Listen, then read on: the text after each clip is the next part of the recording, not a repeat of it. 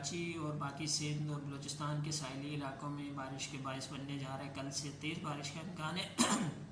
वो इस वक्त इंडियन गुजरात के आसपास मौजूद है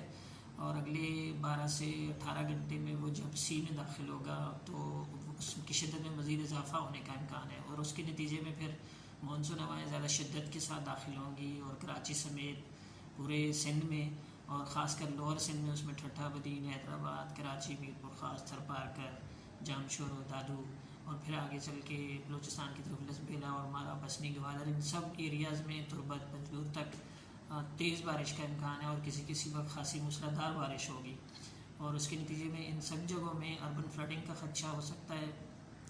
खासा इम्कान है कि अर्बन फ्लडिंग किसी सूरत हाल पैदा हो जाए। तेज़ हवाएँ चलेंगी, आंधी और झक्कड़ चल सकते हैं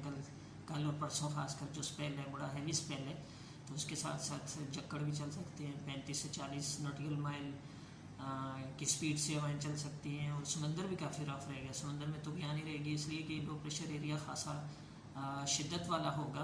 तो ज़ाहिर है उसके नतीजे में समंदर में भी तूफ़ानी रहेगी। इसलिए फ़िशरमैन को भी हिदायत की गई है कि 30 सितंबर से लेकर 3 अक्टूबर तक खुले समंदर में न जाएं, इससे एहतियात बरतें।